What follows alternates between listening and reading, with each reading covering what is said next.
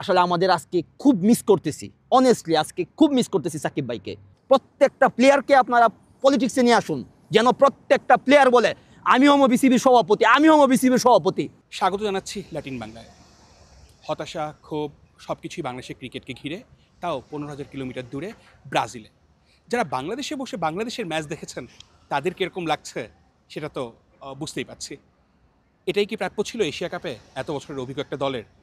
আমরা পেয়ে গেছি ব্রাজিল জাতীয় দলের দুইজন ক্রিকেটার এবং খেলাধুলার জন্য নিবেদিত প্রাণ এবং রবিনিয়োকে আমরা হুট করে পেয়ে গেছি। পাকিস্তানের সঙ্গে 135 রান লক্ষ্য 136 রান করলেই যেখানে ফাইনালে খেলতে পারতো এশিয়া কাপে, সেই ম্যাচটায় এরকমভাবে পরাজয়। কি ভাবছেন তারা? শুনবো এক এক করে। অনেক কষ্ট লাগছে, বিশ্বাস করুন বলতে পারবো না, হাত পা সব কাঁপছে। একজন খেলোয়াড় হইয়া যে বলতেছি ক্রিকেট খেলাটা আসলে একটা ভালো খেলা, কিন্তু এই খেলাটার ভিতরে বাংলাদেশের কতগুলো প্লেয়ার দেখেন, ভালো ভালো প্লেয়ার খেলতেছে, ওরা ন্যাশনাল টিমের প্লেয়ার। সেই জায়গাতে তারা এসে উল্টাপাল্টা খেলা মাথা গরম কইরা। কিন্তু আমি একটাই কথা বলতে চাই, বাংলাদেশ ক্রিকেট বোর্ডকে আমি বলতে চাই যে তারা আরও ভালোভাবে ক্রিকেটটাকে আরও সামনে নিয়ে যাক। অফকোর্স অনেক ফোকাস থেকে খেলার উপরে, এবং এই খেলাটা নিয়ে কথা বলবো রবিন মিয়ার সঙ্গে, যিনি আসলে খেলাধুলা খুব নিবিড়ভাবে ফলো করে। বাংলাদেশে বেশ কয়েকটা ম্যাচ আমরা দেখেছি যে আপনি দেখে জয়ের পর উল্লাস প্রকাশ করেছেন। আজকের ম্যাচটা নিয়ে হয়তো অনেক পরিকল্পনা ছিল, মানে কতটা আপসেট ফিল হচ্ছে আসলে এই ম্যাচটা নিয়ে? আসলে আজকে বাংলাদেশ হারে নাই, আজকে আমরা যারা দর্শক খেলা দেখি আসলে আমরা আজকে হেরে গেছি, আমাদের স্বপ্নটা হেরে গেছে। পুরো বাংলাদেশের প্রত্যেকটা মানুষ যারা আজকে খেলাটা দেখছে, মানে যারা খেলাকে পছন্দ করে, আমি জানি না কতটা কষ্ট সবাই পাইছি।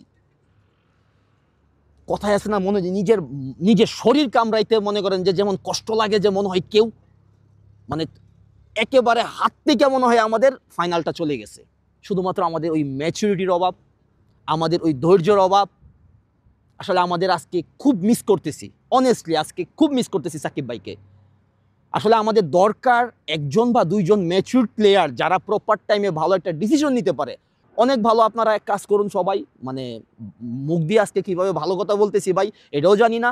সবাই মিলে বাংলাদেশে গিয়া পলিটিক্স করুন, সবাই ওই বিসিবি নির্বাচন করুন, গিয়া যান পলিটিক্সটাকে আরও ডেভেলপ করুন প্রফেশনালি।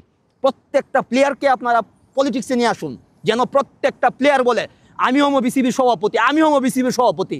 আমরা ক্রিকেটটা শেষ করছেন, আমাদের স্বপ্ন শেষ করছেন।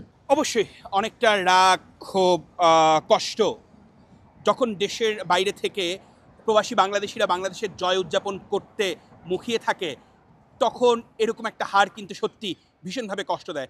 স্কোরটা কি খুব বেশি বড় ছিল? কয়েকটা, একটা কিংবা দুইটা ব্যাটসম্যান যদি ভালো দায়িত্বশীল ইনিংস খেলতে পারতেন, আমরা যদি ইমনের কথা বলি, আমরা যদি শামীমের ফিনিশিংটা যদি আরেকটু প্রপার হতে পারতো, তবেই কিন্তু অন্যরকম হতো। ক্রিকেট আপনি নিয়মিত খেলেন, আপনি ক্রিকেটের কথা বলেছেন যে বাংলাদেশের নার্ভাসনেস, আমরা কিন্তু সেই নার্ভাসনেসটাই দেখলাম যে পাকিস্তানের সঙ্গে যেখানে 7-এর কম আমাদের রেকর্ড রান রেট, সেখানে আমরা ম্যাচটা এরকমভাবে হারলাম। কি মনে হচ্ছে তরুণ ব্রাজিল জাতীয় দলের খেলোয়াড় হিসেবে আপনার কি মনে হচ্ছে বাংলাদেশের পারফরমেন্সে? 135 স্কোর, এটা আহামরি কোনো স্কোর না টি-20-র জন্য। তারপর যখন বাংলাদেশ ব্যাটিংয়ে নামছে তখনও আমরা খুবই আশা আজকে খেলা জিতবো, মানে খেলার পরে অলরেডি কী করবো পার্টি সব আমরা একটা ব্যবস্থা করে রাখছিলাম।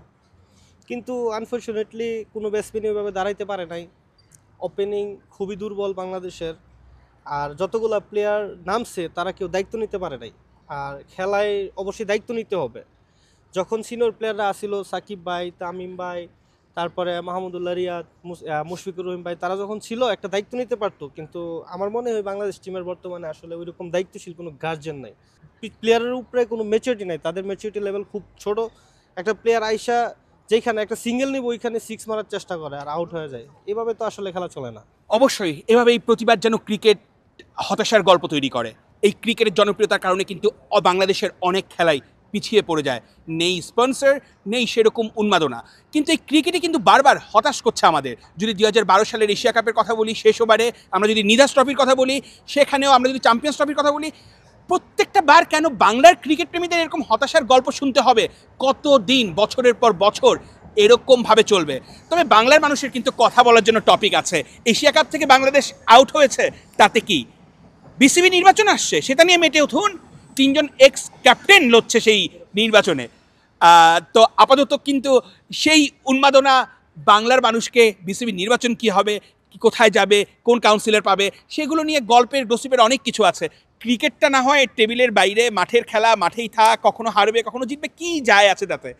তবে প্রাণ থেকে মন থেকে প্রবাসের বাংলাদেশিরা, শুধু ব্রাজিল না, সারা বিশ্বের যেখানেই প্রবাসী বাংলাদেশিরা থাকুক, যেরকম দুবাইতে যেরকম সবাই মাঠে গিয়ে খেলা দেখে তাদের কাজ বন্ধ রেখে তারা যেরকম হতাশ হয়েছে, সেরকম নানা দেশের নানা মানুষ কিন্তু কাজ বন্ধ রেখে খেলাটা দেখেছে। কিন্তু বারবার কিন্তু এরকম হতাশ হতে হচ্ছে, খুব কাছে গিয়েও তড়ি ডুবতে হচ্ছে। এশিয়া কাপের ফাইনালটা খেলা হচ্ছে না ইন্ডিয়ার সঙ্গে, এখান থেকেই চ্যাপ্টার ক্লোজ। অর্ণব বাপি, এই ব্রাজিল থেকে ল্যাটিন বাংলা।